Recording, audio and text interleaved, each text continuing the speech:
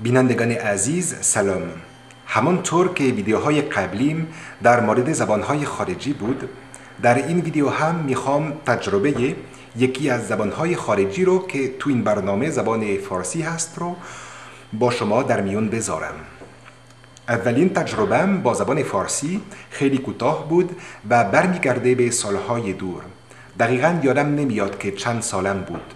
تا حدودی یادمه که در اون زمان یکی از برادران بزرگم در دبستان بود. من کوچکترین عضو خانواده‌ام هستم و این برادرم 2 یا 2.5 سال از من بزرگتره. زمانی که در دبستان بود یک همکلاسی ایرانی داشت. یک بار این دوست برادرم به من 2 اصطلاح که به نظر می رسید زشترین کلمه در زبان فارسی هست رو به هم یاد داد. و پدرش رئیس مرکز فرهنگی بود در شهری که ما در آن زندگی می کردیم. یادمه که در اون زمان به نظرم عجیب می رسید که یک فرد خارجی رئیس یک مؤسسه فرهنگی رسمی بشه. ولی الان فکر می کنم که استخدام یکی از خارج از فرانسه مطمئناً انتخاب خوبی بود تا فرهنگ مردم رو در شهرمون غنی‌تر کنه. من حدوداً 15 سال بعد یک فرصتی داشتم که چک کنم که آیا هنوز میتونم این 2 اصطلاح این کلمات فارسی رو به یاد بیارم یا نه. در اون زمان در آمریکا من یک بورسیه در دانشگاه برکلی داشتم و یک بار در شهر برکلی وارد مغازه‌ای شدم برای اینکه یک چیزی بخرم و دیدم که فروشندگان احتمالاً اهل خاورمیانه هستند و چون در اون زمان مثل الان هم علاقه زیادی برای یادگیری زبانهای خارجی دارم، از 2 فروشنده که 2 خانم جوان بودن پرسیدم که کجایین. فهمیدن که ایرانی هستن. خوشبختانه به یادم اومد که چند تا کلمه فارسی یاد بلدم. اینجوری تونستیم صحبتمون رو ادامه بدیم و پس از گفتن کلمات مرسی و متشکرم و خداحافظ بهشون گفتن که دو تا کلمه دیگه قبلا یاد گرفتم، اما اینکه شاید این 2 کلمه بد تلفظ کنم و اینکه احتمالاً کلمات خیلی زشت هستن. به هم گفتن که نگران نباشم و هر جور که میشه سعی کنم اونا رو بگم. در اون زمان به خودم داشتم فکر میکردم که پس از گذشت زمان این دو کلمه رو حتما اشتباه گفتم و این که احتمالاً ممکن نیست این 2 فروشنده این 2 کلمه رو تشخیص بدن.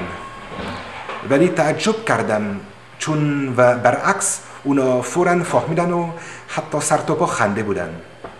میخواستم بدونن که چرا اینقدر دارن میخندن، ولی نخواستن که معنی این 2 کلمه رو برام بگن و به من توصیه کردن که هرگز از این 2 کلمه استفاده نکنم، به خاطر اینکه امکان داره برام مشکل پیش بیاد.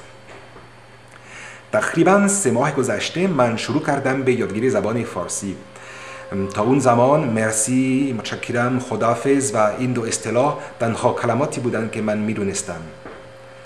پارسال با یک شخصی آشنا شدم که پدرش ایرانی و مادرش فرانسوی بود و از بچگی تا حالا در خارج از ایران زندگی میکرده و مثل من هم علاقه زیادی برای یادگیری زبانهای خارجی داره و او به من پیشنهاد داد که باید زبان فارسی رو یاد بگیرم. فکر میکنم که به من درست گفت، چون وقتی که زبانهای دیگه مثل ترکی و هندی یاد میگرفتم خیلی وقتا خوندم که کلمات زیادی از این زبانها مربوط به زبان فارسی میشه. او به من گفت که قبلا توی یوتیوب چند تا ویدیو را تماشا کرده بود که در اونا افراد خارجی فارسی صحبت میکنن و او گفت که بعضی اوقات این زبان فارسی براش به نظر عجیب میرسید. دلیلش اینه که این دوستم زبان فارسی رو نه در مدرسه بلکه با پدرش یاد گرفته و او به من پیشنهاد داد که من هم یک ویدیو به فارسی درست کنم و در یوتیوب بذارم. و او به من توصیه کرد که مهمه که زبان محاوره یاد بگیرم. به همین خاطر من با کتاب فارسی گفتاری شروع کردم به یادگیری زبان فارسی. 1 ماه از این کتاب استفاده کردم و بعدا اسیمیلی فارسی رو خوندم که در بیشتر درس‌های اون فارسی نوشتاریه. به نظرم این 2 کتاب خوبه. از یاد گرفتن زبان فارسی خیلی خوشم میاد و الان هفته چند ساعت به کمک معلمم توی اسکایپ زبان فارسی رو تمرین میکنم. همه چیزی که درباره ایران خوندم به من این انگیزه رو میده که به ایران سفر کنم.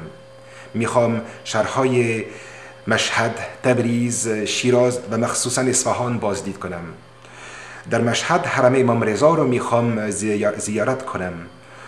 تو تبریز در تخت جمشید میخوام تصور کنم که در اونجا زندگی در زمان قدیم چطور بوده. شیراز رو میخوام در فصل بهار بازدید کنم و ببینم چطور مردم شیراز شهرشون رو به گلهای مختلف تزیین میکنن. با اینکه من به ندرت شعر میخونم، امیدوارم که در شهر شیراز کسی به من شعر مورد علاقه‌اش رو یاد بده. برام خیلی جالبه که تو ایران اکثر مردم علاقه زیادی به شعر خوندن دارن.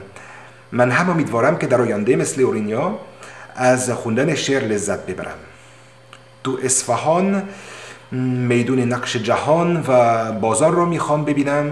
قصر 8 بهشت و 40 ستون رو هم میخوام ببینم و بعدش کنار رودخونه میخوام قدم بزنم و توی چایخونه زیر 33 پل یا پل خواجو کمی استراحت کنم و شاید که در اونجا کسی من رو به خوردن چای و آجیل دعوت کنه، چون ایرانی‌ها از زمان قدیم سنت مهمون نوازی دارن که متاسفانه در کشورهای دیگه تقریبا از بین رفته.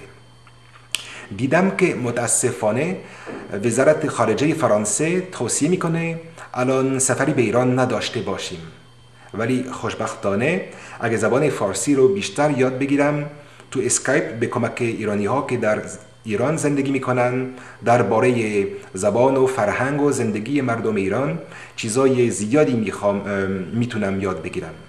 خیلی ممنون که این ویدیو رو نگاه کردین و بدرود.